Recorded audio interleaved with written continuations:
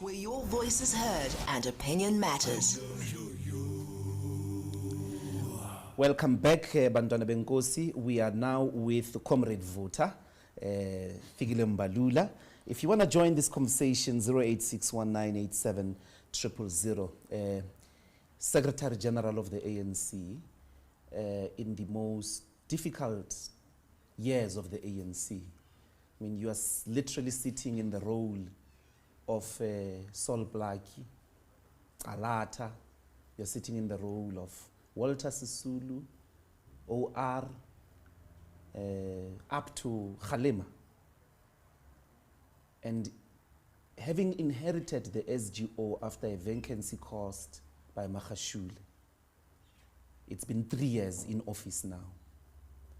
If you could give us 3 things that you think have improved in the state of the organization since you took over. Thank you very much, and all the listeners for having us, and thank you for the accolades of the historical role of the Secretary General's office. We didn't inherit Magashule's vacancy. He was dismissed in the ANC. So we inherited a full position that was led by Paul Mashatile, whom we called Trinity, because he held 3 positions because they were vacant. That's the man you can refer to as the inheritor of Magashule's vacancy. So we inherited a position. And then secondly, I think in terms of your question, the main issue is the reputational damage the ANC suffered in a period of 10 years after Pulugwani conference. That's what we suffered, and the subjective factors that goes with that is lack of discipline, the collapse of the political center in terms of the organization, and overall lack of discipline and so on, and the battered image of the African National Congress as a party for sins of incumbency, for things that the party did not do, but those who were mandated by the party to lead in government got to do, and they inflicted pain in the reputation of the African National Congress. And that's one part that we're to deal with. As secondly, inward looking, the ideological erosion of the ANC in relation to its membership, cadership, and those who are at the helm of the organization in terms of consciousness collapse. So this is what renewal had to deal with. The third part is the part of how the ANC as a party carries itself as an organization to imbue society with new, fresh ideas and hope at all material times. So those are the 3 things that when we come in, both subjective and objective, we have to deal with. And would you say in any of them there has been considerable improvement? Yes, there's been considerable improvement. We've got a long way to go because, like Joel Nechitenze, if you have to quote him, he says that old habits die hard. Those who stand not to benefit from renewal will not let go without a fight. That's Joel Nechitenze, not me, quote unquote. So if you were to touch somebody, even your friend, and so on, because of these old habits that have brought and inflicted pain to the party in terms of reputational damage, the question will be solidarity among the wounded. They will come around. When we have to act, it will always be difficult to basically act, but eventually the party will get there. So that is very difficult. the stain that we have suffered as a result of the external incumbency, sense of incumbency, challenges we have inherited in the democratic state of corruption, civil service, and all of that is corrupt, and all of that have unfortunately affected the ANC. And some of our cadreship at an advanced level finding themselves in the mix of that, that is difficult to go. So these are some of the challenges. Discipline, we are dealing with that, and membership is responding, not just with constitutionalism of the ANC, like telling people you'll be taken to the DC, but you will never see anyone anymore going to court to support corrupt, implicated leaders. You will never see that anymore in the ANC. So it means members now begin to understand that if somebody is arrested and been prosecuted for things that involve corruption, we shouldn't take ourselves there in support of this person. They must stand on their own. We have introduced Step Aside. It is working in the party. It has helped us a great deal to allow members to deal with the challenges that they face, on accusations that they face, to step aside and deal with those particular challenges. It has helped the organization a great deal. Sense of incumbency, it's difficult because we get accused for something that is being done in government by a low-level corrupt supply chain management in a certain department and found to be corrupt, and that is blamed on the ANC through the tendering processes and all of that and so on. So that must be fought in a big way to extricate ourselves from this kind of image. It's going to be, as you say, there's pushback from discipline. One of the theories that the former president always canvasses to the public is that there was a deliberate effort to infiltrate the ANC up to its highest level in the interest of weakening it, because this gigantic ANC that existed for about 20 years of democracy was so difficult to challenge from outside, oppositions and all of that. So they've had to infiltrate it, and this infiltration took a very long time. So when you're sitting in meetings, you are sitting with people whose objective of being in the ANC is to weaken it. I know that might mean you must purge, but through the disciplinary processes, in the highest echelons of the ANC, let's suppose these individuals are in the top 7, are in the NEC, how precisely do you envisage that you will be able to extricate yourself if they hold very, very strong positions, and some of them may be precisely the positions that need enforcing of discipline? Let me be simple with you, Doctor. In the days of apartheid, our struggle was infiltrated, and then the enemy planted enemy agents and agent provocateurs in our ranks. And they were singing the same songs, and then they were wearing our T-shirts. They were the most militant, not afraid of the enemy, and yet they were in the payroll of the enemy. But we managed to find them because it was easy to identify somebody who comes from outside with a different culture and with ill intentions. And where they were found, we dealt with enemy agents and provocateurs. But they were there. In the period of freedom, where we have to open up our organization like that, tendencies of infiltration are not as clearly defined like enemy agents and comtsotsis and provocateurs, whom we will see provocateurs, we will say in the township, as Kwelo. Comtsotsis will be chasing bakeries. in order to give a bad image to our struggle internationally, that the ANC in South Africa is leading a struggle by targeting people in what we call soft targets. So they were just giving a bad reputation to our thing, to our struggle. Today, they operate from within. And that has been the long-term game plan that we have known. And that's why the name counter-revolution. So those tendencies have always been there, doing an ANC things over a period of time.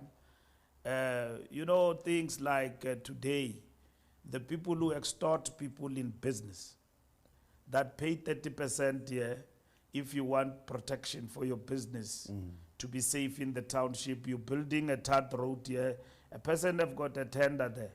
Those comtsotis come there and demand 30% without doing anything. They are there in the system. And then by day, they are ANC.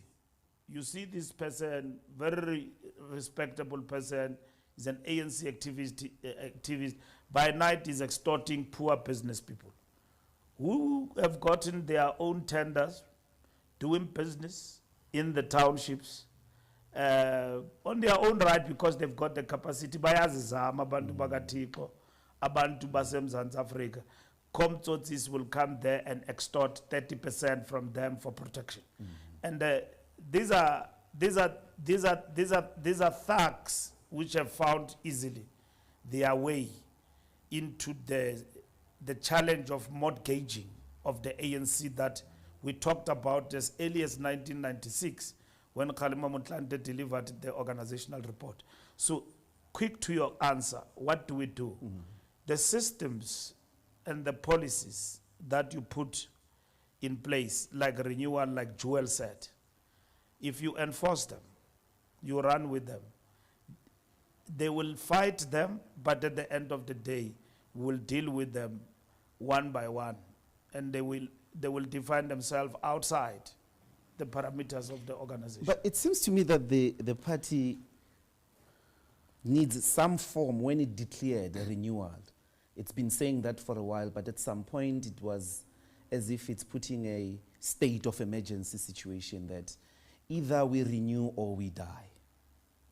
And I'll give very practical examples. What do you do? What really do you do with these characters that you are naming? Are we likely to see disciplinary actions against such characters where the party, because the party doesn't have to convict a person on the basis of beyond reasonable doubt. It has to do it on a balance of probabilities, in which case you just need circumstantial evidence. Now, I'll give you a very practical example, SG. The Minister of Police writes a letter, December 31st, when you were busy preparing for your fireworks with your children, to disband, number one, a political task team, and says it must disband immediately.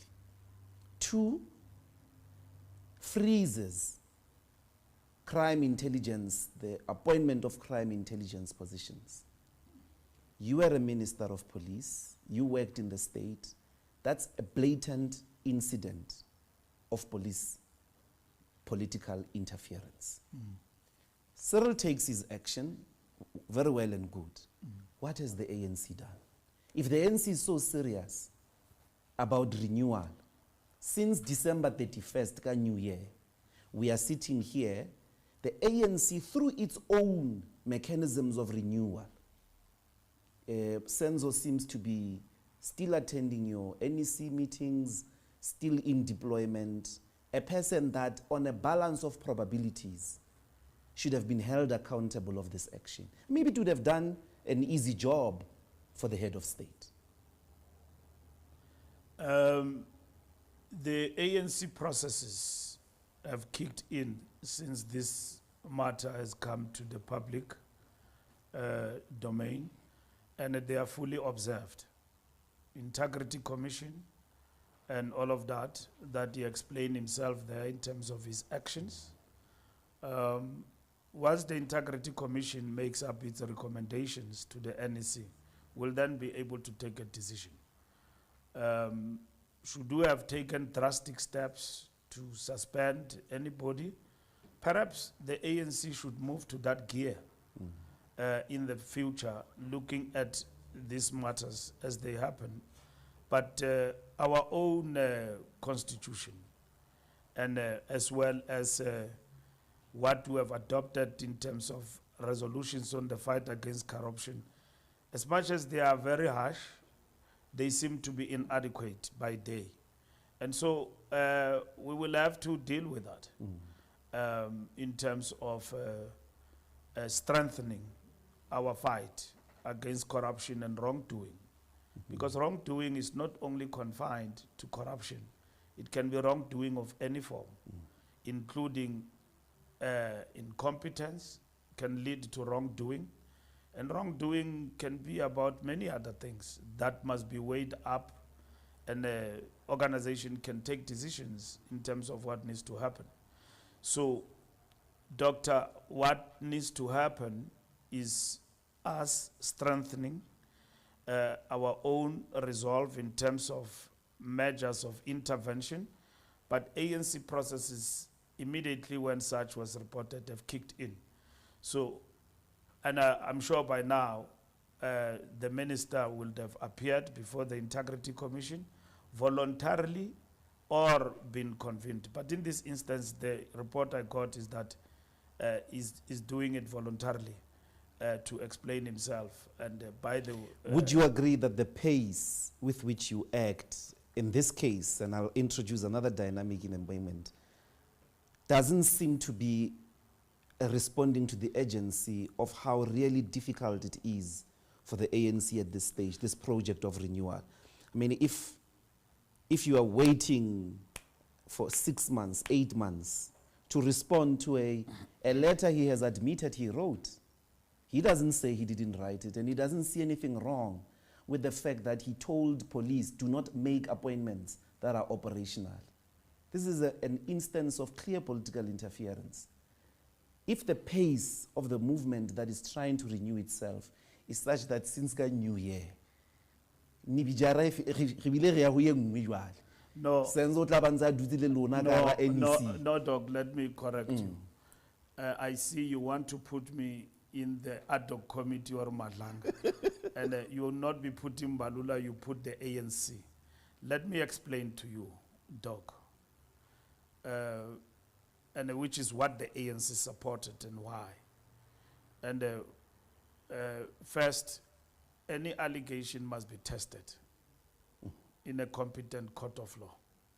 That's one. In as far as allegations, how they affect the party image and reputation, they are subjected to integrity. It's not a disciplinary matter, it's an integrity question. And then when allegations are made, a process of how those allegations are dealt with set in motion, and which is what we supported. They have been tested. Now, I don't want to argue or not argue to respond to your question about what is operational and whether the minister erred, and we can come to a conclusion that he interfered. I will be doing what we said we won't do, giving a running commentary and putting ourselves in the commission. That's the question that the commission itself must probe. It cannot be us and all of that. And the second one is the allegation that the minister is not only surrounded, is in cahoots with cartels. Yes. But also, the commission must equally define these cartels. And we see these things now unfolding in the commission, a report being made by operatives and all of that. And with all the information, which seemed to be very scientific, should then lead us to the conclusion of whether or not the minister erred. So it's not like a straightforward question that it is reported, a letter was signed, and then the party must act. The key question is, the minister will have to explain, as a minister deployed by the ANC, competently so, whether my actions were justified, was it lawful, and that and that. And let me tell you, if it is found at the end that he acted unlawfully, and then there is overwhelming proof that indeed this minister was in cahoots with cartels and criminal elements and all of that, and so on, we wouldn't wait for anything else, but we will be called upon to act at that moment. In terms of integrity, there are two things that lead you in this matter. First, it's your conscience as an individual, leader, and a member, to say that this situation should actually happen with me At home. at home. And then that's the question of Yeah, now conscience. utamagadi bodyguard. Yes, Just state. no, mamela. The second one is that you can be pushed, which then you can fight back legally and say that, no,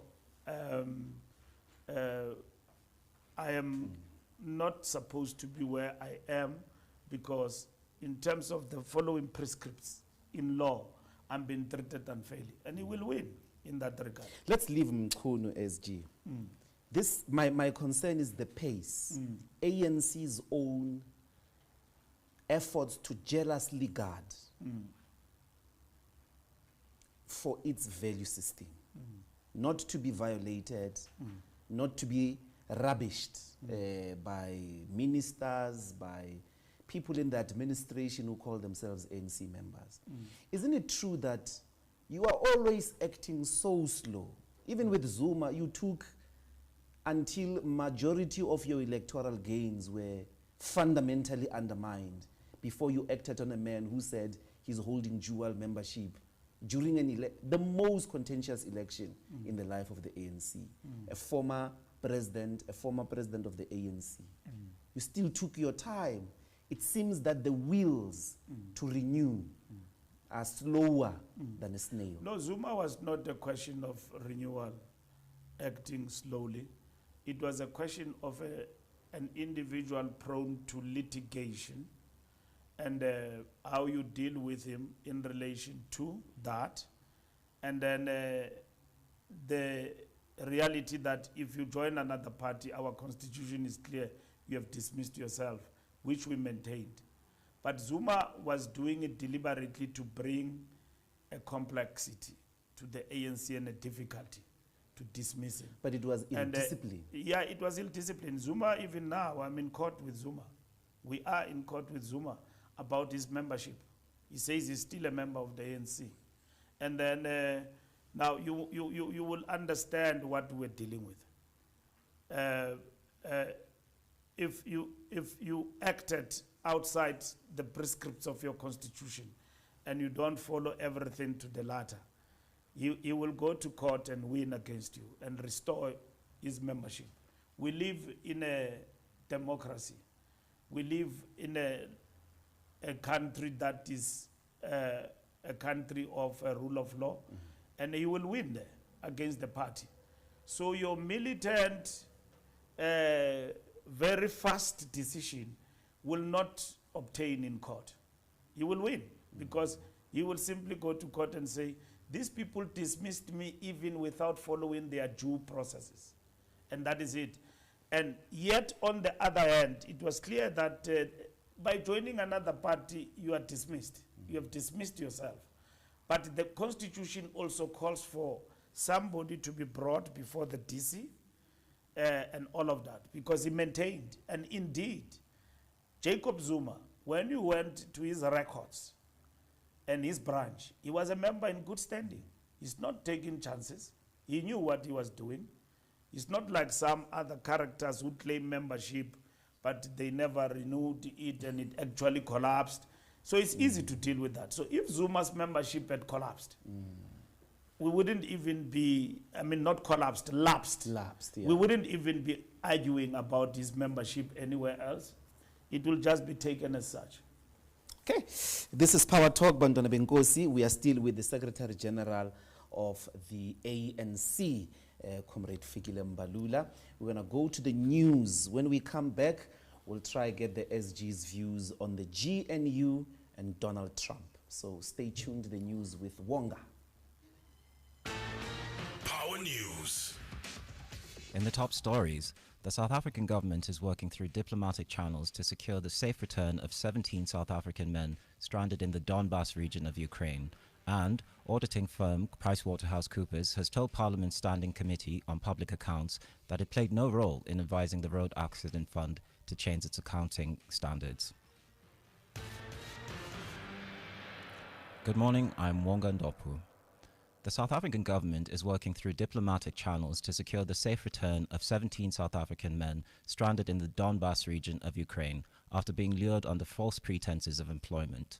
Presidency spokesperson Vincent Magwenya says the men were deceived by individuals linked to foreign military networks and have found themselves caught up in the ongoing Russia-Ukraine conflict. He says under South Africa's Foreign Military Assistance Act, it is illegal for citizens to take part in or provide assistance to foreign military operations without government approval. The President and the South African government strongly condemn the exploitation of young, vulnerable people by individuals working with foreign military entities. Under the Foreign Military Assistance Act of 1998, it is illegal for South African citizens and entities to offer or provide military assistance to foreign governments or participate in armies of foreign governments unless authorized by the South African government. Auditing firm PricewaterhouseCoopers has told Parliament's Standing Committee on Public Accounts that it played no role in advising the Road Accident Fund to change its accounting standards. SCOPA chairperson Songezo Zibi says the committee is probing whether the RAF board acted lawfully and sought proper advice before making the decision. The RAF has since spent over 20 million rand on litigation against the Auditor General over the matter. Zibi says contradictions remain between what the RAF told the courts and what PwC has stated to Parliament. Summons have been also issued for the former RAF officials to appear before the committee. The chief problem at the Road Accident Fund is that it is underfunded. What the Road Accident Fund did then is that they came up with an accounting policy that wasn't actually helpful to the underfunding of the Road Accident Fund, because it basically said that unless TT is about to be paid, the provision in the balance sheet does not need to be made. And of course, they've got over 430,000 people that they are not progressing to the point where they are about to be paid, and that allows them to say, well, our balance sheet is not so bad, but it actually is. Human rights lawyer Tato Gavane from the organization Section 27 says it is deeply disappointing that nearly a decade later, learners in many Limpopo schools are still forced to use unsafe pit toilets. More than 10 years after 5-year-old Michael Komape tragically fell into a school pit toilet and died, teachers and learners in parts of the province continue to face poor sanitation and unsafe infrastructure. However, despite several deadlines and even a High Court order compelling the Department of Education to act, little progress has been made to eradicate pit toilets in the province. Speaking to Power this morning, Gafane made these remarks. I think it's very realistic and practical to think that 10 years beyond the court order, something substantial would have been done. The timelines that were there were set out by the department on their own, and we agreed with them on the timelines, which meant that by March of 2023, they would have eradicated all pit toilets in South African schools. Unfortunately, we continue to live in a reality where most learners are forced to study in those conditions, where they have to use pit toilets, which are undignified, but not only undignified. You would remember that the court order declared that pit toilets are also unlawful in South Africa because they violate a number of constitutional rights. She says in a democratic South Africa, learners are still subjected to inequalities that strip away their dignity. We've seen, not only with the death of Michael Komape in Limpopo over 10 years ago, there's been a number of learners, and most recently, I think about a month ago, a learner in the Northwest fell into a pit toilet and unfortunately has been in a coma for a while and subsequently passed away. So these are real issues which are affecting learners, not only learners, but learners in underprivileged communities, and it's widening the inequality gap. And a news further afield. Mauritania's former president, Mohamed Ould Abdelaziz, has lost his final appeal against a 15-year prison sentence for corruption during his time in office. Abdelaziz was initially sentenced to 5 years in prison in 2023 after being found guilty of amassing $70 million in illicit assets. During his appeal, his lawyers argued that the trial was politically motivated. However, his first appeal was rejected in May, and his sentence was increased to 15 years. Abdelaziz seized power in a 2008 coup and was subsequently elected president twice, serving from 2009 to 2019 before stepping down. In 2021, he and 10 other prominent figures, including 2 former prime ministers, were charged with illicit enrichment, abuse of office, influence peddling, and money laundering. Since his conviction, Abdelaziz has been stripped of his assets and civic rights. Taking a look at your financial indicators, the rand is trading at 17.47 cents to the US dollar, 22.78 to the pound, and 20.08 to the euro. Gold's trading at $3,982.32 a fine ounce, and Brent crude oil is at $64.40 a barrel. Recapping the top story in Power News at this hour. The South African government is working through diplomatic channels to secure the safe return of 17 South African men stranded in the Donbas region of Ukraine. Power News. On FM, online, and DSTV channel 889. This is Power 98.7. This is Power 98.7. And now you're listening to Power Talk with Dr Ndlozi, 9 a.m. to midday, taking your calls on 0861 987 000. Okay, Bantwana Benkosi, we are still with Comrade Vota, the SG of the ANC. How did this name come about, by the way? No, we were running away, we were going into hiding in my township in Botshabelo. I was with Tsietsi Stoner and Zoli Lelobi.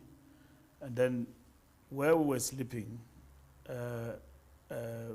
running away, our hideout, there was like a state of emergency, so there were soldiers everywhere in the street, and it was dark at night. And so we're knocking at the door at night, around 12 midnight, and then the woman inside was going to open for us. It was a lady. It was a student at our school.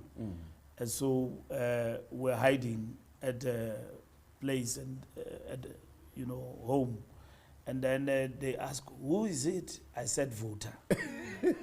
and then because I couldn't say Fikile and so on, because these people were just here. They're about to look for you. No, they were looking, and all of that, and so it sticked. But two, it became Vota because from how I speak and galvanizing and mobilizing, comrades then took it from the hideout to the streets, and that was it. So let's go to the GNU. I'll come back to those circumstances. They're interesting to me for a different question around where you are today. Yeah. But has the NEC ever taken a decision that the government of national unity is not working for the ANC, specifically the DA, and that it ought to reconfigure the GNU, maybe go for a minority government, since the budget was passed along those lines? And if the ANC did take this decision, why has it not materialized? GNU is a very important, which must be studied when the ANC faced with the difficulty, why this decision was taken by the ANC. But to explain it to you, it's a tactical maneuver. And I'm not at liberty to explain thoroughly. But students and everybody else can analyze it, either for or against. Because the ANC was faced with a difficult situation of a 40% party and you had to answer the strategic question: what do you do with your 40% in order to advance still the NDR, which has suffered what they characterize as a strategic setback? So GNU became the answer. There was no way minority government was going to safeguard us with this 60%, 40%. It will just lead us to total obliteration. If I can tell you that one leader of the opposition said, give the ANC the option of the minority government. They like blue lights and all of that. They will jump into it. And they were shocked. We didn't. Because to us, it has not always been about blue lights, which we could, and run government. The most important question was that the moment we are in have called for us to share power. And how are we going to share power, and with who? And therefore, we then open it up with everybody. But ultimately, because at the end, the principled stance of the ANC was people's interest at the end. No, I'm not asking about initially. Not people's interest only, but national interest. No, I mean not initially. You have had problems with the DA. They are not small problems. Yeah. The DA is campaigning from within the GNU against the GNU. You have had these problems, the budget, several legislations that they are challenging. It is in cahoots, for instance, with forces in the US that seemingly are cooking regime change in South Africa in the Trump administration. You have a big problem called the Democratic Alliance. Hasn't the NEC said recently to look into this problem? What do we do? The DA left us hanging on the budget vote. You've got to understand. Have you decided? Yeah. And that's my question really. Hasn't the NEC recently taken a decision to reconfigure the GNU in favor of a minority government? Because in any way, when push comes to shove, you have had to use minorities. There's no such. Reconfigure, there is nothing like reconfigure in favor of minority government. That will be disastrous for a party of 40%. It will be disastrous. In what way? Because you passed the budget without the DA. No, we didn't pass the budget without the DA. We passed the budget with the DA. Initially, SG, they took you to court. Yeah. The budget was passed without the It was DA, not. MK, It was and not EFF. the budget. It was the framework. From Yes. from the budget, you've got to move to appropriation. Agreed. If you didn't pass the appropriation bill, it will mean that government collapses. But they Yes. didn't support you. They What? voted against the framework, what you are calling the They framework, the voted against appropriation the framework. bill. They voted for the appropriation bill In the later end. on, But- and that is why But the we're first able one to. where they collapsed it in court or through court, you passed it in the House without them. That was meaningless, Ndlozi. It's like claiming easy victories. The fact of the matter is that with 40%, that's what I'm characterizing, you cannot advance in reality whatever you used to without others. That is the fundamental Minority question. government means you marshal enough political parties to be at 54, 53%. You got this percentage with Action SA that was willing to stand with you. You didn't need the massive numbers of this animal which is sabotaging you from within. With Action SA and everybody else, we were not going to be able to pass the appropriation bill without the Democratic Alliance. And that is not the issue you are asking. But the appropriation bill That is not- requires 50 plus 1%. No, that is not the question you are asking, by the way. The question you are asking is, are we in cahoots with the DA and knowing very well what they stand for? We are not. No. I'm asking if you have recently decided to reconfigure the GNU. Yes, I was dealing with that. Reconfiguration means resetting the button. Yes. How do you deal with the challenges that you've got and within the GNU, and also avoid what nearly happened with failure to pass the budget that could have led to the collapse of government. That is what reconfiguration means.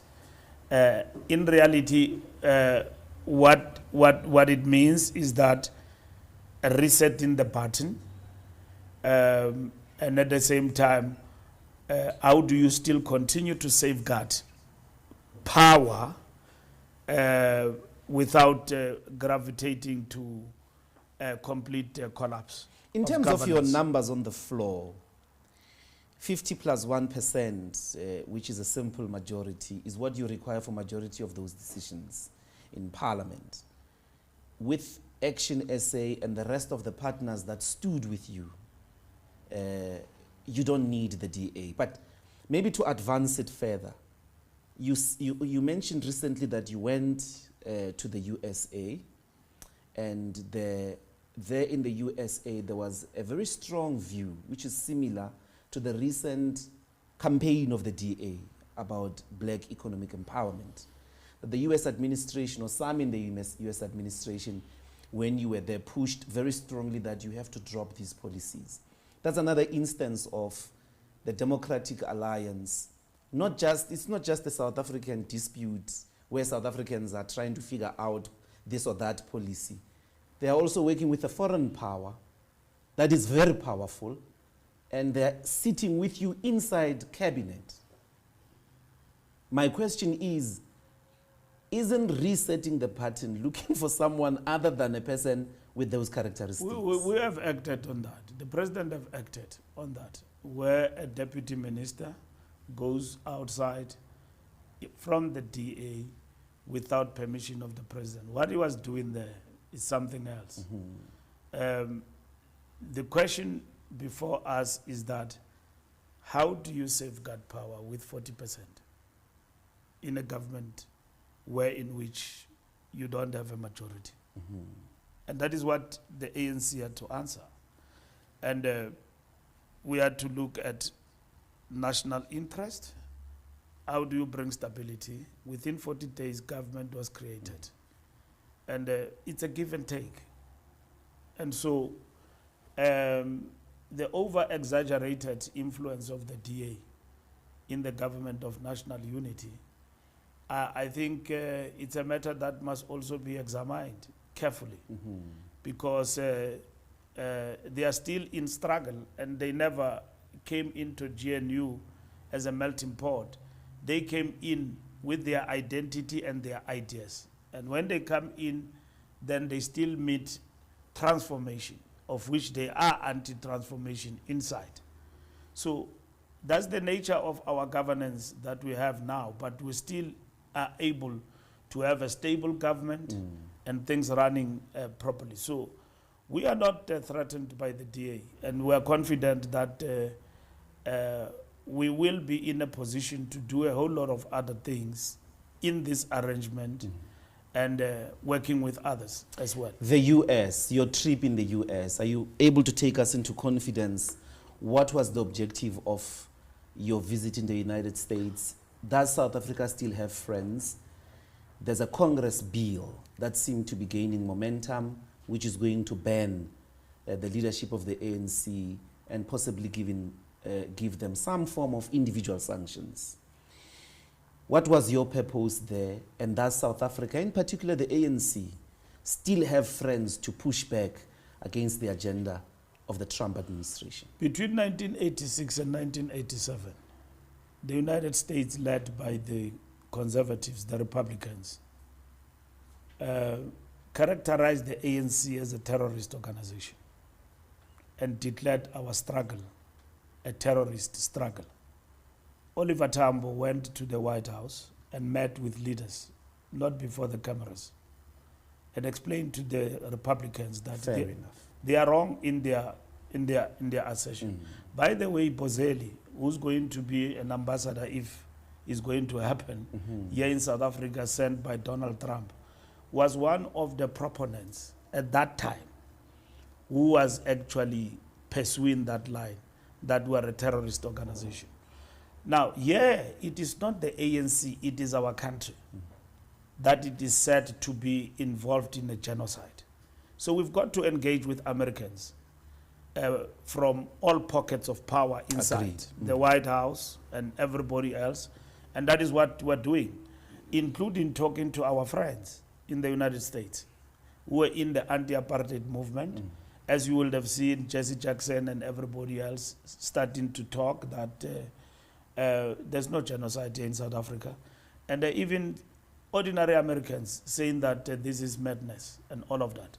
So there are South Africans who were born here in South Africa, who some of them are inside the White House, who carried this thing to the President of the United States. And there are South Africans who are outside the White House, who are in the pockets of the state and others outside. Like Elon Musk? Yeah, like Elon Musk and all of that, who said that this. And one of the things that they said is that we are passing laws that are racial and all of that. So BE they mentioned, affirmative action they mentioned.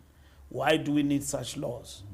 You've got people like Gary Player, who basically just the other day said that why do you still need triple BE? And when there are checks all over and all of that. This is the person who for the rest of his life have been a beneficiary of a system that oppressed our people with all his golfing skills.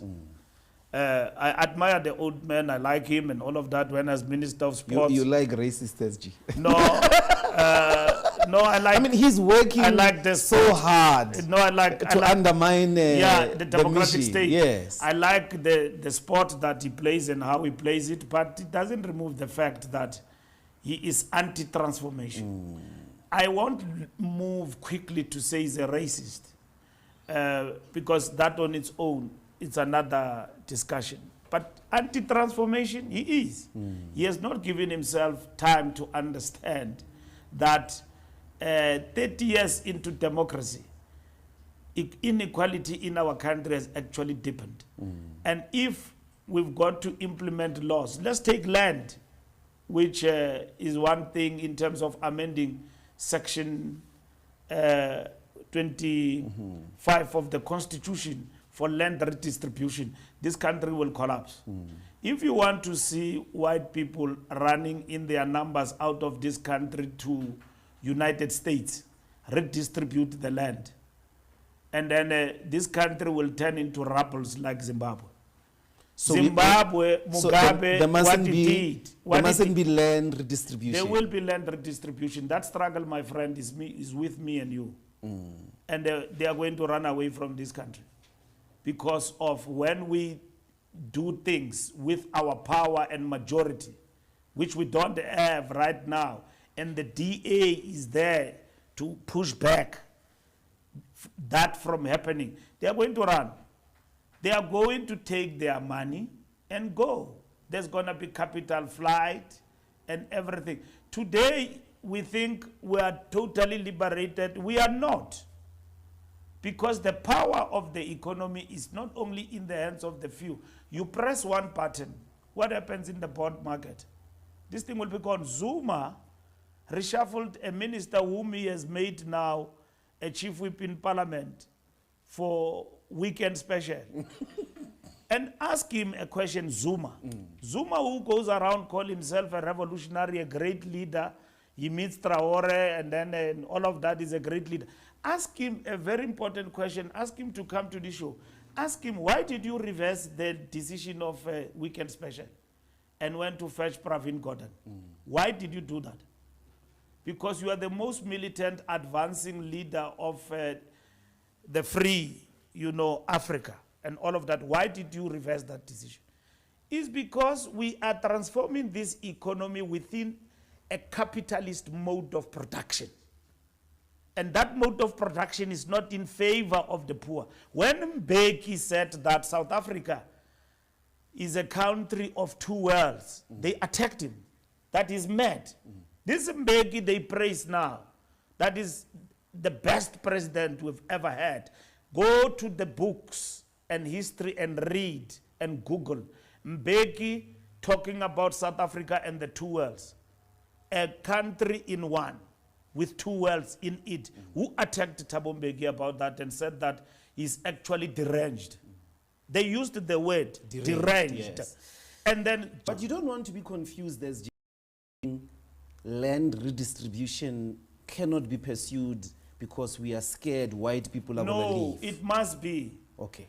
The question is, when we get our majority, what are we going to do about it? We did have our majority, 2/3, and we're supposed to advance. The agenda of regime change doesn't arise because of Ramaphosa is the president of the country now and Mbalula and everybody else. It is ever present. It's not going to change. And they will continue with that agenda, and the DA is a mouthpiece, not only, but the stumbling block, and to getting rid of this particular ANC bit by bit. Now, the question is, when we get our majority back, what are we going to do about it? Will you get it with the DA that is doing all of this right next to your hip? We will get it because our people have not gone to the DA and they don't believe in the DA. The DA is not expanding as a party. It has actually saturated. And it has tried everything, including getting a black like me and many others to be at the helm of that particular political party in order to gain the majority. They've used Musi Maimani, they've used everybody, up until they went back to who they are. Because Freedom Front was knocking in the doorstep. For the first time when they tried to erode the base of the black masses of this country, the DA lost numbers. And Helen Zille had to come back. On his way out, she had to shut the door and come back. And then Musi Maimani and them were put into the streets. And then that's where it is. So they will never, at best, our people will stay away from us. And that is what is the existential threat we are facing. And our people, why will they stay away from us? They will stay away from us because when we are given power, what do we do about it? Do we look like a furniture? Do we represent their interest? So that when we are under attack, they should be with us.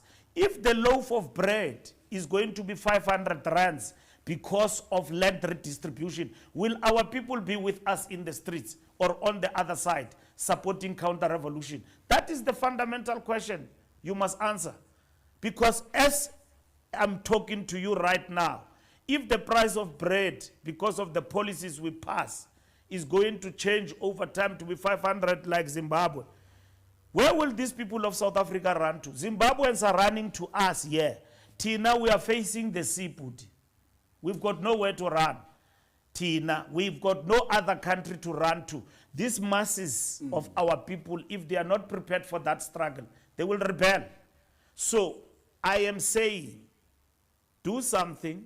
And Mbeki is correct. Former president is correct when he says we're infiltrated. But also counter-revolution knew apho bazawusibamba khona sibancinci khona. Basibambe phi? Basibambe nge-economy bhuti. That's where it is. But SG, okay, I hear all of that, but maybe you do want to say, then how do we get the land to represent the demographics of South Africa in terms of ownership? With all these fears that you are putting, it sounds like you're saying the ANC is in a corner, helpless, it doesn't know what to do. We are not in a corner. The ANC is a struggling organization, is a fighting organization. The real weapon at the disposal of the masses, of our people. So, and therefore, the question is, if the ANC were to be wiped out, like it happened in Grenada with another liberation movement, and all of that, wiped out, which is what they want. Which is what they want. The question is, this NTR we talk about and people don't understand what is it about. It will not be on a reversal. It will mean that our struggle and our hopes are gone. So that's why we can't allow corruption to become a defining feature of the liberation movement. Because we will fall faster than we would have imagined. Because what they said in 1994, except that they said we'll fall faster like Mbeki said, they said, we know will expose them to these mega resources of the state. They will fight and trip over them, which is what is called tenders. But umnotho, the real one, will be with us. Let them fight with tenders, 2 billion and all of that, and get corrupt, produce bureaucratic bourgeoisies. They are not even bourgeoisies. These people, you call them tenderpreneurs. They are not. But they are coming out of the system that we have been in charge of. And that is what we must fight decisively. If we don't, this revolution will not just be on reversal, will be annihilated. And this vehicle, the ANC, its disappearance in the political landscape, the key question, will you have another ANC to build, to pursue this particular struggle? It will be very difficult to do that. So that's why we say renew or perish. So we must draw the line. Yes. And that is what we need to do. I'm going to take calls after the headlines, but two things I'd like to think about during the break. The first one is this ANC facing local government elections in KwaZulu-Natal and Gauteng. Is there a way to recover in these provinces? And then the second one, I'd like to return to the question that we started with initially. Why would Comrade Vota be scared by Brown Mokgotsi? Let's take the news and then we'll come back. Okay. Stay tuned, Vandana Venkosi. All right, okay.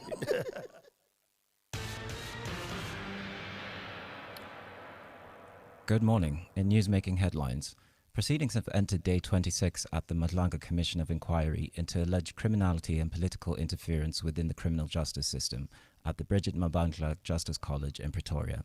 Testifying today is Ekurhuleni Chief of Police Jabulani Mapiyeye. Mapiyeye has begun his testimony by outlining his professional background and qualifications. 1983 to 2002, I was a traffic officer in the Greater Benoni. Having have served in various ranks as a young officer when I joined in 1983, I have been through all the ranks of the traffic fraternity until I became an assistant traffic chief in Benoni. Meanwhile, Crime Intelligence Head Dumisani Khumalo concluded his testimony yesterday. His evidence focused primarily on the work of the now disbanded Political Killings Task Team. And in other news, the head of the Investigating Directorate Against Corruption, Senior Counsel Andrea Johnson, has taken the stand before Parliament's ad hoc committee. This after Acting Police Minister Feroz Kachalia concluded his testimony before a committee that's probing allegations made by KwaZulu-Natal Police Commissioner Nhlanhla Mkhwanazi. Johnson's testimony will focus on whether the Investigating Directorate Against Corruption unlawfully interfered in police investigations or exceeded its mandate, amongst others. Evidence leader, Advocate Norman Aronson, expands on Johnson's testimony. We are hoping that during the course of your testimony you can assist us on at least the 121 case dockets and the relationship between IDAC and the PKT, and then item 4.1.18, which is to scrutinize the interagency coordination among SEPs, Crime Intelligence, IDAC/the NPA, Correctional Services, Metro Police, and the legal basis for the directives affecting the PKTT, which is a latter part of that terms of reference. I'll have more on these and other stories at the top of the hour. Power Lunch with Kwena Marara Mwabelo. What are the correct steps to take at the roadblock and maybe immediately after? It is completely legal in South Africa for you to record them and not to tell them. You don't have to tell them you're recording to them. We are a one-party state where one of the people could give permission for recording and you are giving permission because you are involved. An audio recording is enough. Put your phone on audio recording, put it on your pocket. You don't have to tell them and they don't have to know that you're recording them, but you should be. Stan Bezuidenhout, who is the road traffic risk specialist. Power Lunch, weekdays 12 to 3 p.m. on Power 98.7. Day 20, awaiting proof of payment. Day 30, still waiting. Day 40, funds finally cleared. In business, credit with 55 interest-free days keeps you moving. We get it. Get an ABSA Business Credit Card. Use over 50% of your credit and initiation fees will be on us. Offer ends 31 December 2025. Apply at absa.co.za/business. ABSA is an authorized FSP and registered credit provider. T's and C's apply. ABSA, your story matters. I'm Samela Kilboy, an actress and mom to 3 lovely kids. I worry about how sugar can make them sick. Drinking sugary drinks could lead to diabetes, heart disease, and obesity as they get older. Diabetes is one of the top causes of death in South Africa. I'm joining the fight to demand government puts our health ahead of greedy industry profits. Government must act now. Increase the health promotion levy on sugary drinks. Sign the petition on heala.org. That's HEALA.org. Speak up. Call the Power Line on 0861 987 000. Welcome back, Bantwana Benkosi. We are still with the Secretary General of the ANC, Comrade Voter. SG will come to Brown and the Gangsters. You are non-existent by all historical measure at this moment in KwaZulu-Natal. You've never, even in the worst days of war, guns and everything, you never got what you got in KZN. How exactly are you going to recover? Will the ANC move from the teens, maybe to the 20s, maybe to the 30s in these local government elections? KZN first. We'll come to urban South Africa. In the last elections of local government, we got 46% overall. In KZN, I must recall how much we got, but we lost all the municipalities, including eThekwini. Jacob Zuma was there campaigning with us. And we lost to the IFP. So when we went to the last election, our biggest challenge was... Why do you rule out the EFF in that dissipation?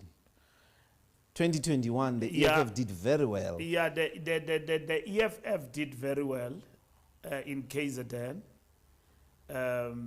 And they even expanded in the rural KZN. Yes.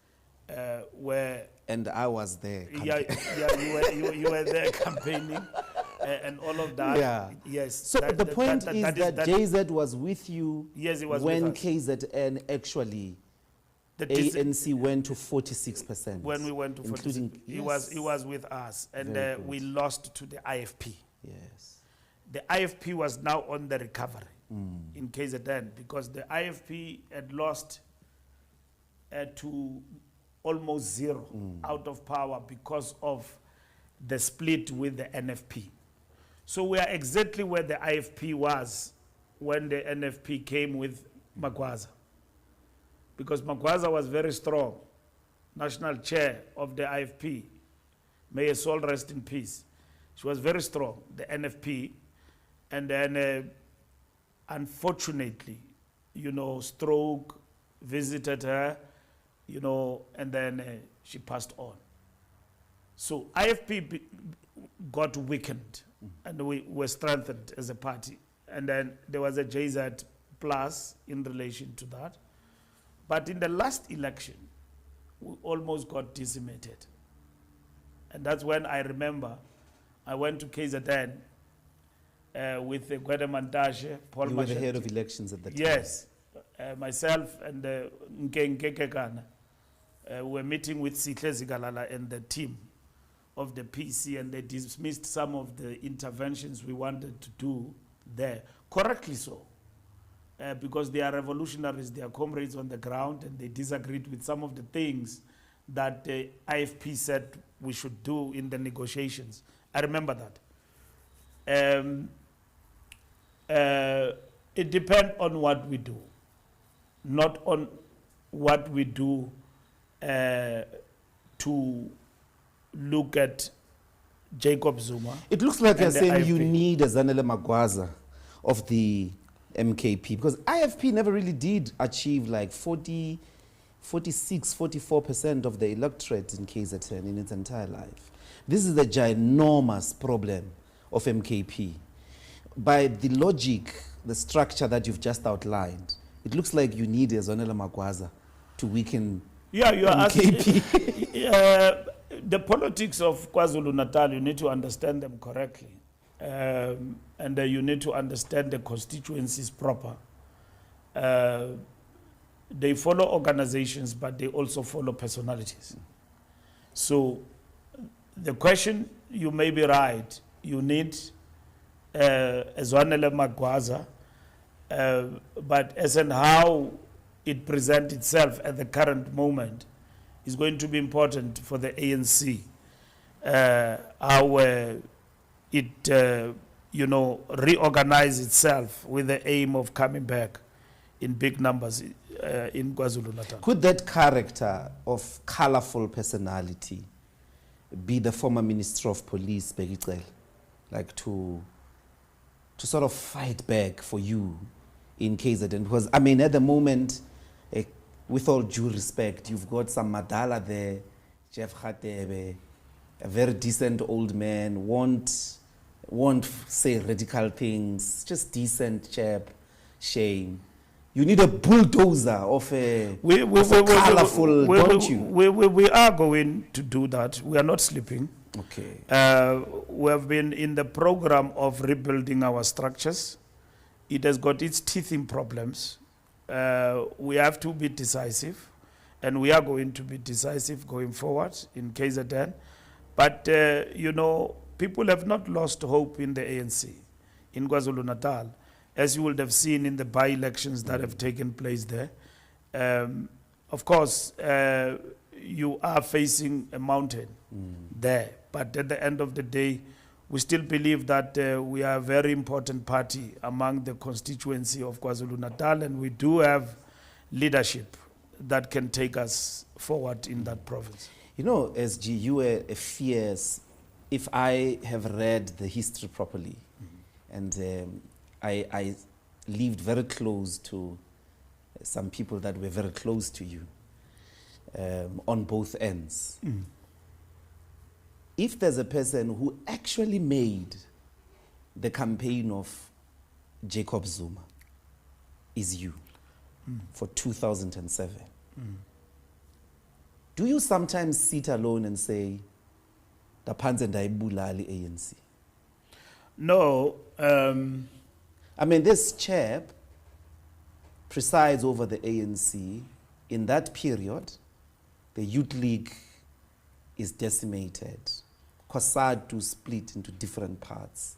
The Women's League, the state institutions, then opens a party. In the middle of that opening party, goes to Morocco and associates himself against progressive forces. Yeah. Don't you sit somewhere and say, Jesus, as a president of the Youth League, the phansi ndayibulala ANC? No, the decisions of the Youth League were principled. Our caravan of 2007 was joined by the wounded and people who had their own challenges with President Mbeki. Ours was a succession, and I don't regret that, and I won't apologize for that. You will never know a person up until you give them responsibilities. We didn't know Zuma, we as the young, except that there are people in the ANC, Zola Square I can mention because he's no more. He used to say to me, "Awumazi uZuma kwedini. uZuma uzayibulala ANC." But Zola used to say that to me. I used to sit with him in the ANC and WC. And then umbuze thina abantu abavele exile. And I used to ask Joel when he was differing with me in the NWC, did you have issues with Zuma? Were you arrested in Quattro? What happened? He says, no, you don't understand. There's no way. But they were also dogmatic, some of them. and majority of them, next to President Mbeki, because if they loved the movement so much, they should have said that, fine, we disagree with Zuma, we're not going to dig in on Mbeki. We will give you an alternative candidate. You would have changed. I think they would have won. And then this thing was just reduced to Zuma Mbeki. And yet, on our part, it was not fighting Mbeki because Mbeki was going. It's like President Ramaphosa wake up tomorrow and say, hey, Matot, I'm ready for third term. There's somebody there who's going to say, what? Would that somebody be yourself? No, I mean, I'm saying somebody. I'm in a position of responsibility now. And you know, I've graduated. I mean, people are calling your name as the next president. No, I mean... I calculated you are the first SG since Oliver Tambo, essentially, to have been the Secretary General of the Youth League, to being the President of the Youth League, and now the Secretary General of the ANC. I mean, by that measure, your path is that, you know, since Cyril is done. These things, Mashapa, who was the former president of SASCO and SANSCO, used to say these things are not hereditary. You know, and that's why I learned. I mean, it's not hereditary that what happened with Mandela and Oliver Tambo will happen to me. So you're not available. So it will actually happen to me. It's not hereditary. The fact of the matter is that how we look at issues of leadership, it's a matter that the organization need to sober up, given even the moment we are in as a party. And that is what we will be ready to deal with. Let's come to Gauteng. The urban populations have been rejecting the ANC since 2016. And you've got chaps that, the generation, or the chaps that have been in charge since 2016, pinning hope on them. They don't seem to be getting it right. Panyaza, Lebu, and all of them. Since 2016, it's been a free fall. And it finally put you in a worse state of affairs in 2024. Can the ANC recover in Gauteng? The ANC can recover in Gauteng. What would the plan be? The DA is bringing Magogo in Johannesburg. And then you've got Dada Man there, Shane. I mean, Magogo, Dada Man.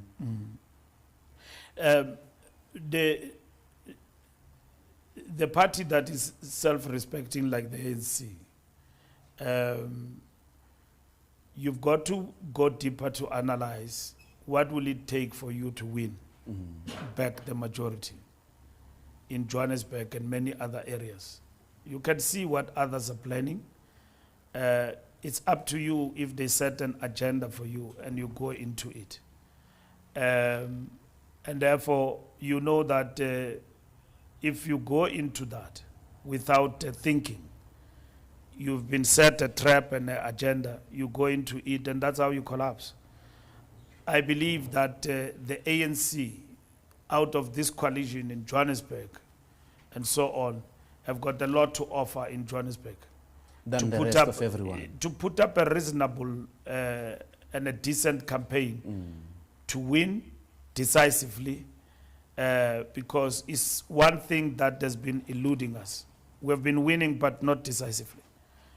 Elections in Johannesburg. If anything, what is before us, which is a danger of existential crisis, is that if we don't do better, it means we will go down. What then? Maybe I conclude with this one. What's scaring you about Brown Mokhodzi? I mean, I didn't. A whole comrade voter, a secretary general, What's scary about this chap? I mean, the allegations, let me qualify it, have been there forever, SG, about your involvement in Botswana's death and all of those things have always been there. What about them resurfacing through the mouth of Brown Mokhodzi propels you to say, I'm in danger? I couldn't believe it when I read that. I'm in danger is an exaggeration of a headline. You know, and that I'm in danger is put into context.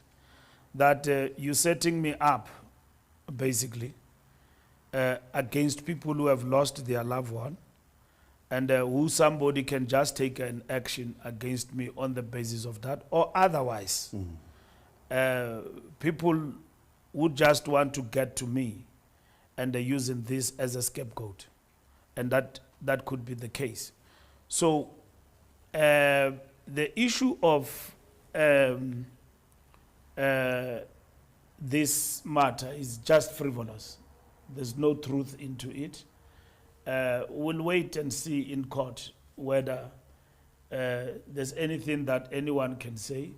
I've been there before, because nothing was said or tested in a court of law around those particular issues. Besides, Botswana was my personal friend. And so these thugs and everybody else, whenever they run out of ideas, they talk about this thing, and it's really painful to me. I buried Botswana. He was killed brutally by criminals. I became a minister of police, and I know the work that Ria Pierre did, brilliant work with a group of police officers in Gauteng to chase and find those criminals and put them behind the bars. But still, we are looking for the person who instructed them. And so for them to play around that, and those that I was chasing in the police, for good reasons, they went to try and turn this thing around. You know, I dealt with a lot of thugs there in the police, and I cleaned them for once. You can mention them. Tlemeza was an Achilles heel for many and a headache. I put him in his place. And then thereafter, many things unfolded and so on, many, as a way of fight back.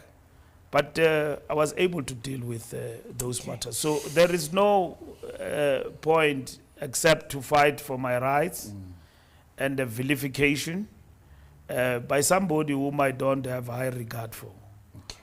So that's it. I'm going to take calls, and they've graced us to give us an additional 20 minutes into Power Lunch. So don't, Bantwana Benkosi, be dismayed. We're going to take all your calls. Let's start with Sillo in Centurion. 1 minute, one person. Actually, 30 seconds, one person. Sillo, 30 seconds starts now. Dr. Ndlozi, thanks for taking my call. Thanks, SG. SG, why is it sometimes you can't be a father and go get drunk, and when you get back, you abuse your kids, and when the wife and the kids disrespect you, and you start saying, no, people are disrespecting me. The reason why ANC is where it is today with this GNU is because you guys forgot the people that voted for you and started thinking now you can start behaving like slave queens. We cannot have that. I mean, right now you guys are not dealing with the CR17 files, yet you are talking about infiltration. Open those files and you will find what infiltration is. Look at SAPS now, what we are dealing with. Let's deal with issues that are real here, and let's be realistic towards each other if you guys want our votes back in your hands. Thanks, SG. Thank you. And then we're going to take Milton in Hatfield. 30 seconds starts now, Milton.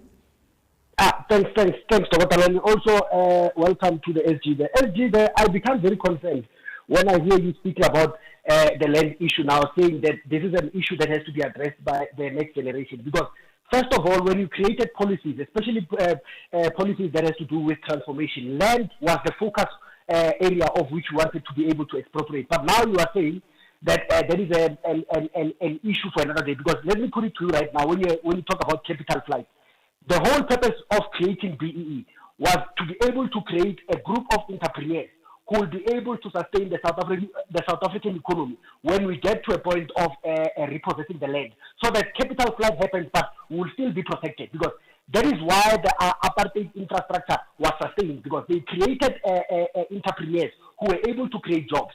But now what BEE has created, instead of creating jobs, we have created people who just buy cars and don't think about the fortunes of this country. Thank you very much. What is the plan? So what is the plan then, SG? if you are saying that you can't expropriate land, because land is the cornerstone of wealth creation. Thank you. Nkosi. That's Milton there. KD got Deep Kloof. Doctor and the Secretary General, thank you. From what you were saying, Tabombek, and what he is saying, what is true is that it's more possible now for him to be half honest and appear honest in other issues. But at the core is this. If the ANC as an organization had been true to its principles and used what they gained from apartheid, utilized it effectively, it would not be in this situation today. And the issue now is that the ANC should invest in human capital who is going to be able to be what it is originally planned to be. Okay, thank you, KD. The SG is going to deal with that. Let's go to Ephraim. Go, Alex. Dr. Ndlozi, thank you very much. SG, I'm very disappointed now. I wish I can cry. When you talk, you think about we can vote ANC again. That will never happen. ANC destroyed this country from heaven and earth. Where is our ESCOM? Where is Telcom? Where are the buildings? I'm from a place called Marachani in Mpumalanga. We were having Marachani College. If you go there, we used to have the functions, our trumpets, all those things. You can cry when I see that.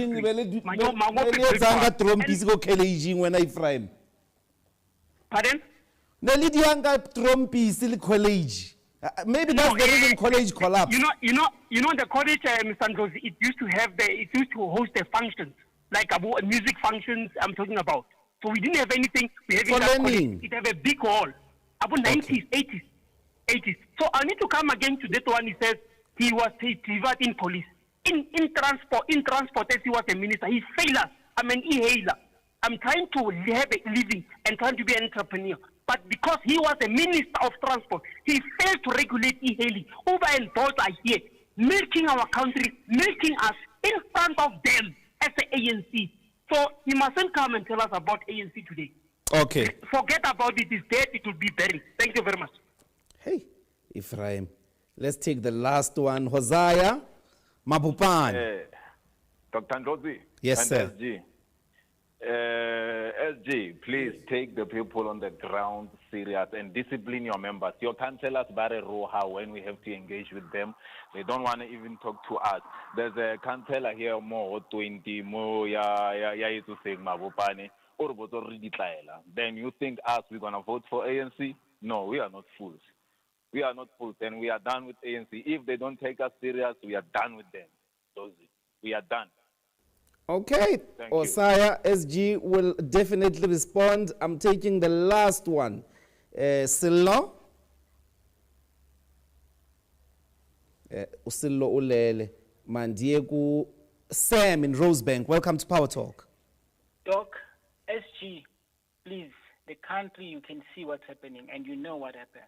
I'm glad you did mention that you ANC trying to manage the GNU because these whites, they will collapse this country. I agree with you. I hope when the ANC get power, we must go back to the CIC, the MK, you guys must regroup. We need to take the land.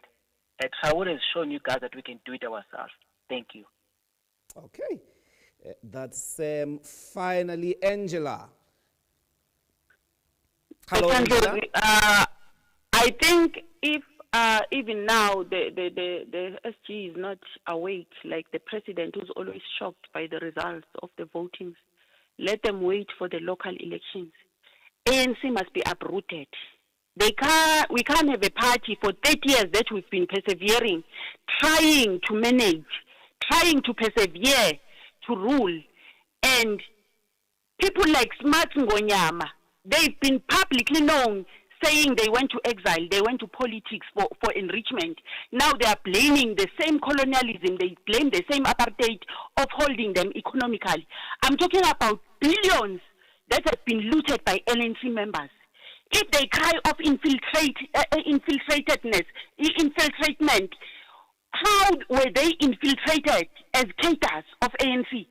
I saw we South Africa can show their votes, all of them in the local elections. We must uproot these people. We don't need them. We can't be fall for the rest of Africa. We can't with ANC. Let's give other people who are capable to rule a chance. Thank you. They are incapacitated. They are drunk with power. That's what is happening. All right, Angela. Thank you so much.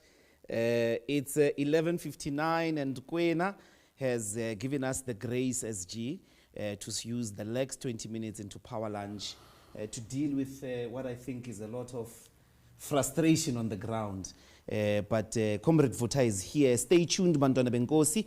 And we want to also again repeat those special gratitudes to the Power Lunch team for allowing us to eat into their time. We're going to take the news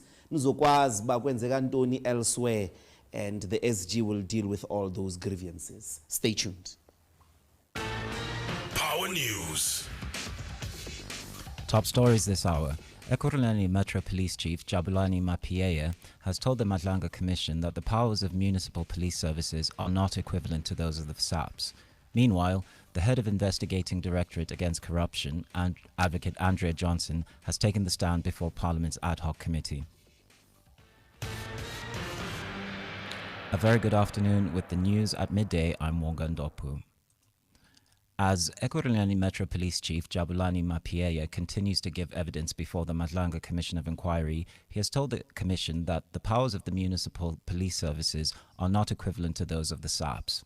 He explains that Metro Police officers do not have the authority to conduct investigations. In his testimony, he also outlined the organizational structure of the Ekurhuleni Metro Police Department and detailed the functions and powers of municipal police services. Whereas SAPS members have the power to investigate crime and criminal activity, the municipal police service members do not have those powers. They may not initiate nor conduct investigation into any alleged crime. When the municipal police learn of a crime, they must report the same to the local police station. The head of the Investigating Directorate Against Corruption, Advocate Andrea Johnson, has taken the stand before Parliament's ad hoc committee. This after Acting Police Minister Feroz Kachalia concluded his testimony before the committee that's probing allegations made by KwaZulu-Natal Police Commissioner Ndlozi Mkhwanazi. Johnson's testimony focuses on whether the Investigating Directorate Against Corruption unlawfully interfered in police investigations or exceeded its mandate, amongst others. Evidence leader Advocate Norman Arendse expands on Johnson's testimony. We're hoping that during the course of your testimony you can assist us on at least the 121 case dockets and the relationship between IDEC and the PKT, and then item 4.1.18, which is to scrutinize the interagency coordination among SEPS, crime intelligence, IDEC, / the NPA, Correctional Services, Metro Police, and the legal basis for the directives affecting the PKTT, which is a latter part of that terms of reference. The bail amendment matter of crime intelligence boss Dumisani Khumalo has resumed in the Pretoria Magistrates Court. Khumalo is seeking adjustments to his bail conditions, which currently prohibit him from entering crime intelligence offices and from communicating with certain witnesses. He was arrested in June 2025 on allegations of fraud, corruption and misconduct. Earlier this year, proceedings in the bail amendment hearing were delayed after the presiding magistrate recused himself, citing his involvement with the Madlanga Commission of Inquiry. Presenting his argument before the court earlier today, the lawyer representing Khumalo's co-accused made these remarks. First and foremost, we are saying, in terms of legal principles, whatever review that they lodge doesn't have any bearing to the Section 63 application. What the state is effectively doing is tantamount to refusing the accused access to the court. The accused have their right to bring the application in terms of Section 63. And if the state is of the view that the review that they intend to bring has a bearing on the Section 63 application, the alternative route would have been for the state to approach the High Court and suspend the Section 63 application. The C20, which is an engagement group for civil society under the G20, says working groups were able to develop policy proposals for global leaders at the summit later this month. Chairperson of the C20, Thulani Chefuta, says a policy pack has now been put together. The C20 is holding a media briefing in Pretoria today ahead of the G20 social summit next week. Chafuta says the C20 was able to bring together highly competent individuals and has been inclusive in its deliberations. Our working groups worked tirelessly to produce those policy briefs, which policy briefs were then consolidated into a policy pack. And that policy pack has been summarized into a declaration which has consistent messaging. Taking a look at your financial indicators, the rand is trading at 17.49 to the US dollar, 22.81 to the pound, and 20.09 to the euro. Gold's trading at $3,964.45 a fine ounce, and Brent crude oil is at $65.59 a barrel. Recapping the top story in Power News at this hour, Ekurhuleni Metro Police Chief Jabulani Mapieye has told the Matlanga Commission that the powers of the municipal police services are not equivalent to those of the SAPS. Power News. On FM, online, and DSTV channel 889. This is Power 98.7. This is Power 98.7. And now you're listening to Power Talk with Mbalula and Ndlozi, 9 a.m. to midday, taking your calls on 0861 987 000.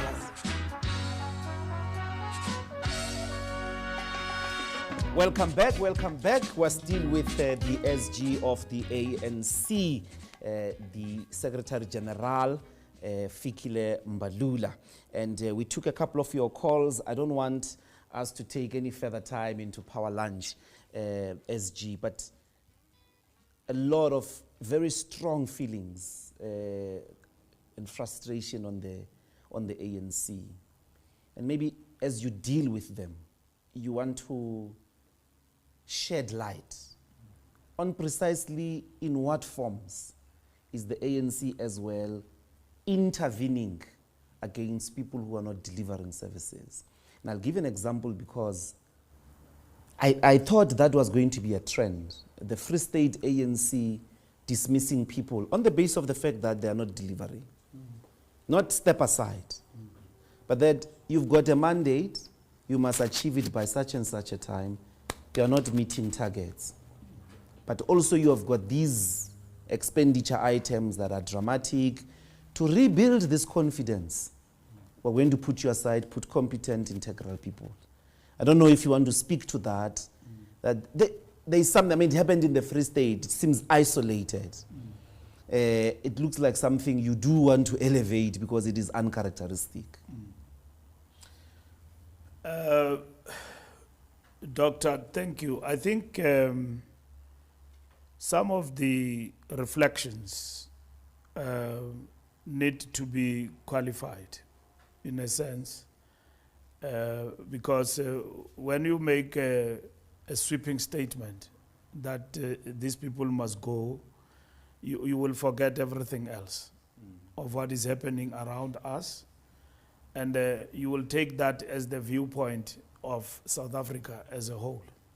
And yet there are so many things that have happened around us executed by the ANC which you cannot justify by simply over defense. You can start from 1994 up to date, even with empirical evidence in comparison to apartheid, that apartheid did so much harm, and therefore we, even with the challenges of inheriting what apartheid's harm has done, we have been able to move forward. And of course, deep in the years of the democratic dispensation, we have indeed veered away, and then we are on our way back. And there are also global factors in relation to the challenges that we face that have had an impact on smooth sailing of the economy. But for us to be realistic, a party has got to be a party that gets to be elected for what it does, but at the same time address the believability. To me, when I listen to some of the callers, it means that the believability story of the ANC has not reached some of the people in terms of the change and the renewal project. For instance, if you take somebody who simply says that you ANC, you are like Smarts Ngonyama, who said the following things and all of that, and then somebody talks about BE and triple BE and that BE was meant to create jobs. BE and triple BE was meant to address redress in our country. And at the same time, it was broadened in order to affect everybody. And the ANC have always believed the biggest intervention of this BE is about uplifting the small, medium enterprises, and which is very much fundamental in the economy we are basically talking about. The fact of the matter is that this economy, even with that BE, is nothing near to what apartheid has created in this capitalist system we live in. And the reality of the matter is that we want to expropriate land without compensation, without asking. The question I posed is that today, if we were to be given a majority, will our people be with us when we address this compensation? I mean, this land redistribution program without compensation, if we were to be under attack, will they be ready to be with us in that path compared to Zimbabwe? South Africa is full of people from Zimbabwe because Mugabe there, after 10 years, to basically accelerate a program of land redistribution, something they call land grabs. If you were to do that here in South Africa today, in this economy that we are in, and basically address the question of land appropriation, will the masses be with you when you do this thing the manner in which we want to do it? Because that's when you will see capital flight. And I've said it, and I put my head on the block, that Donald Trump can call whites to America today and say, come here, I've got shelter for you. They won't go. They won't go. But the day we deal with land expropriation without compensation, you'll see them running out of the airport and this country's economy collapsing and then turned into rubbles. And the price of bread that time will be 1,000 rand, and the masses will stand up against you to say this government brought misery to us. Today, we have done all these things that people don't want to talk about and that this government have done. Interventions in terms of basic needs. You can mention that. Water and electricity. The fact of the matter is that today we are in Johannesburg, me and you, but Johannesburg does not have land to give to people for settlement. And what we do about that is because of urbanization. Many people are coming here and we've got to provide ablutions and everything wherever these people actually settle. All of those particular challenges must be addressed by the democratic state. But over and above that, RDP houses are built every day in our country. And free water is being rolled out to our people every day. Free electricity, to a certain extent, is being rolled out with challenges that you may have that we're overcoming of load shedding and all of that. But why will people still say there's nothing happening around us, and others with the voices that they have of criticism will say that I don't see any change, and then I don't see any impact of this democratic state on my life? You will say that if you are in the category of the black middle strata, you can afford to have a car, to have a job, to go to work. But a person who has got nothing and who has actually benefited from this intervention will have a story to tell. So the question is, how do we work with everybody and at the same time to not that people are not aware of what the ANC has done. But at the same time, to ensure that we as a party and our government, we continue with this good work that we are doing for our people. Earlier you identified ideological dissipation as part of these challenging facing the renewal of the ANC. The Minister of Finance was saying perhaps the constitution should be amended, that South Africa doesn't belong to all who live in it. And the ANC seemed not to say anything. And that was, in essence, not so much to say complete sentence, black and white, because that's what the sentence addresses. But it was mobilizing that to basically attack or criticize the ANC Africa policy, that South Africa doesn't belong to all who live in it.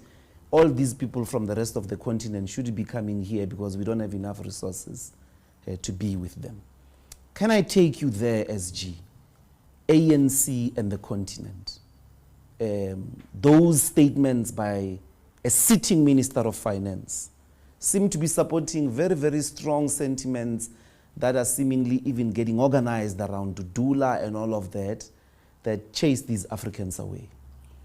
First, let's understand Africans who are here in our country. And then South Africa, landlocked with Botswana, Lesotho, Eswatini, and then those countries and their citizens have long been here before apartheid was done away with, first as cheap migrant labor in the mines.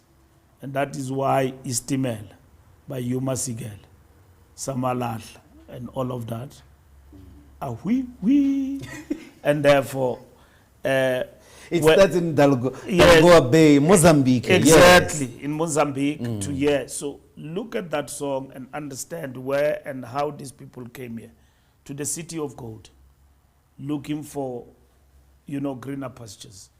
Now, it was worsened by the fact that when the economies next door collapsed, then they came through our porous borders into our country.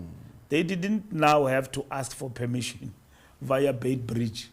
They came walking, defying even death among crocodiles to come into our country. Zimbabwe was a breadbasket of the African continent. Zimbabweans didn't have to come here. The economy was flourishing. The economy was good, but the economy was not good for Africans.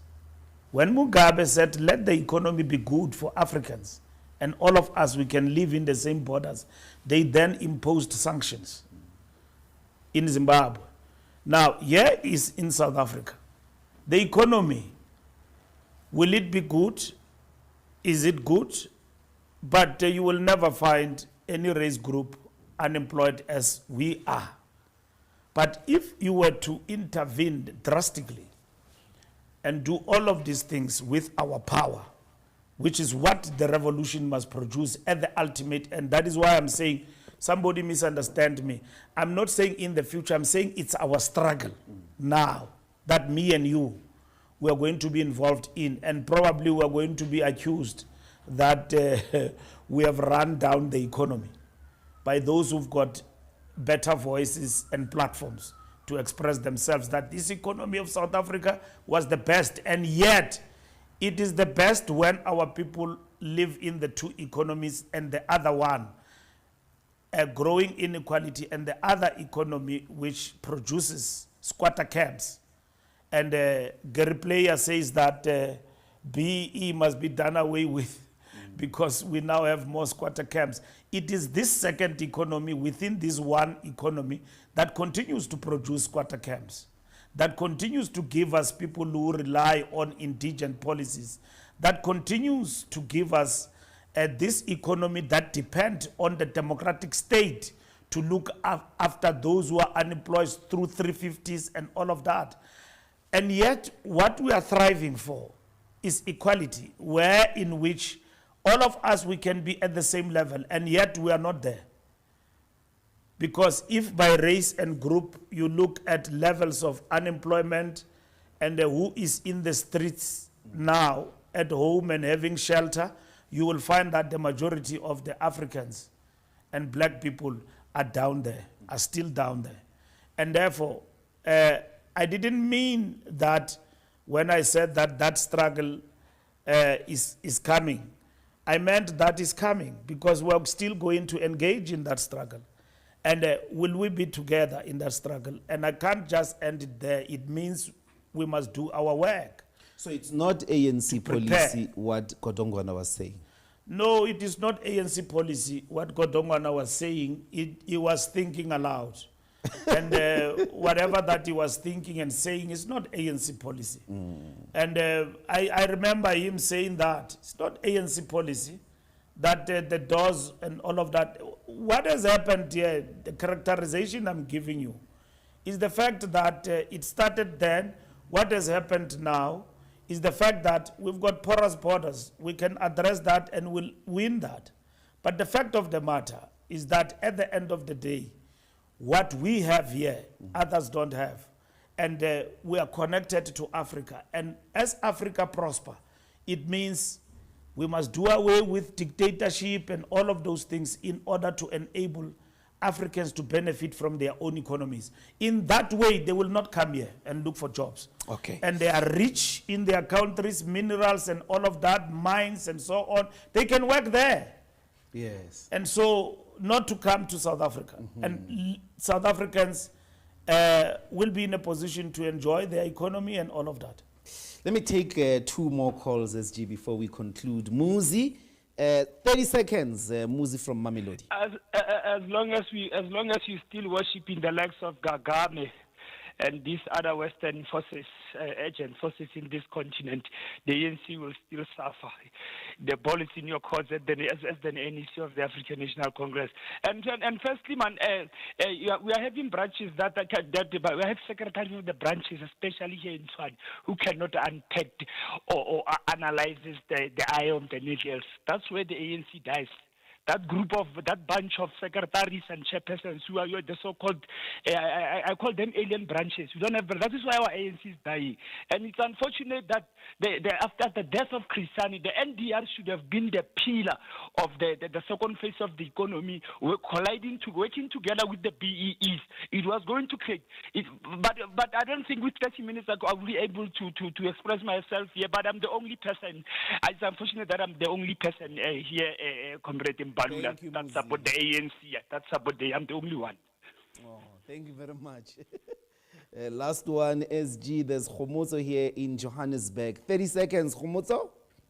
Thanks, Mbiseni. I'm calling from across the Mediterranean here. Our SG is really disappointing. Let me say the ANC's SG is really disappointing in his remarks. We have people who come from Nigeria, first Nigeria. They come here, they sell drugs freely, they traffic our children. We have people who travel all the way from Pakistan, Bangladesh. I was in a flight with one of them the other day. They come here, they do as they please, while the African child suffers in the business space, especially in the township. But our ANC is very quiet about that. What's his position? What's the ANC's position on those matters? Okay. And also, what's the future outlook with these people who are killing our children? Okay. Thank you. Thank you, Khomotso. I can't say it's a very tough position that you find yourself in, SG. What do you have to say? The migration question, it extends beyond this problem of Zimbabwe you are describing, inclusive of people even from East Asia. Well, Asia, the sub-Asian subcontinent, of course, East Africa, and then the Nigerians. I want to add to this question of drugs, because I don't see Nigerians vacationing, maybe some cities, but which is killing and basically rendering the future of this country into tatters. What, in addition to these questions, if you could say something about what the ANC's efforts are around ending Nyaupe in the townships? No, we must do the simplest thing, and which is what we are doing right now. And our government must lead in that particular regard, because we do have policies that are very clear, and we've got operational challenges in terms of porous borders. You don't go to any country, go there, sell drugs and settle, and have a home there without papers, which is what is not the criticism, is the outcry. Even myself, is an outcry from myself that today, if we go across the street in Hillbrow, there's a lot of people there, staying there, and who happen to be Africans in their majority. But they don't have papers. They've taken over buildings. Hillbrow, when you go there today, it's not Hillbrow, you know, that used to be. It's full of people without papers. They sell drugs. They do all sorts of illegal stuff. Now, there is no self-respecting nation that allows that. Those people are not there, some of them, because of running from political violence in their countries. They run away from hunger and underdevelopment and unemployment. They found shelter in our country to do illegal things. We must ship them out. We must ship them out. And that is what our people are calling on the part of the state. Because if you don't do that, you'll have doula operations. It's like if the state is not strong enough to intervene in terms of the rule of law, people take the law into their hands. That cannot be a justification, because that means the state is collapsing.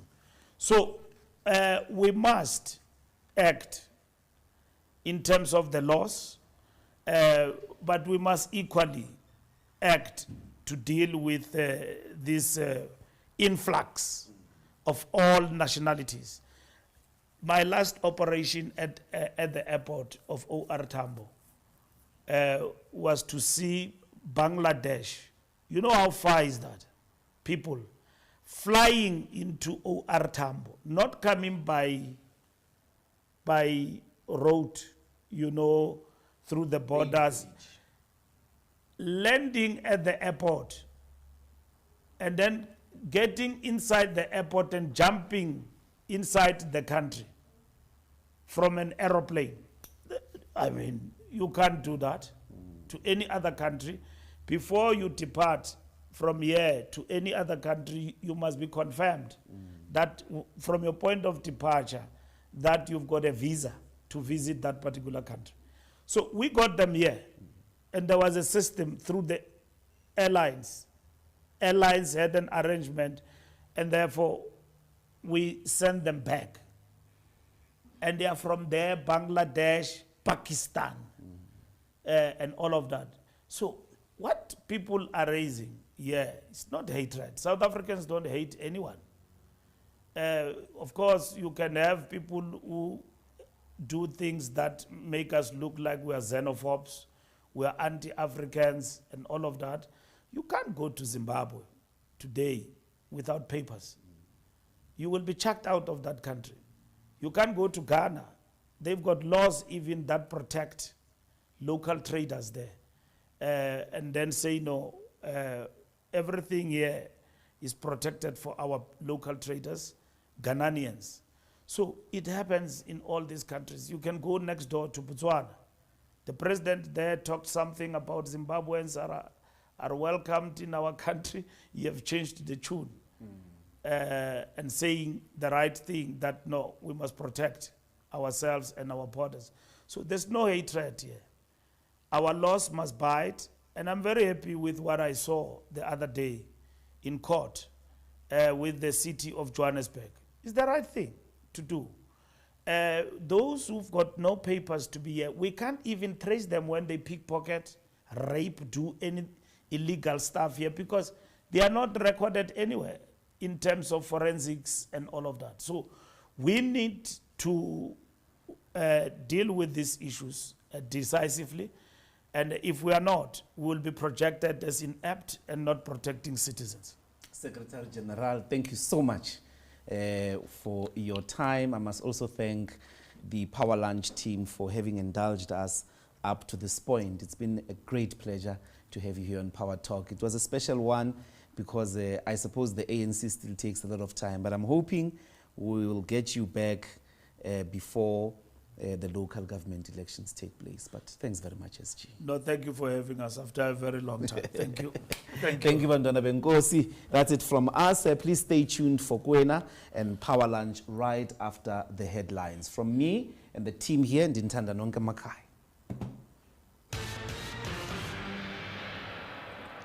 Good afternoon. In news making headlines, Ekurhuleni Metro Police Chief Jabulani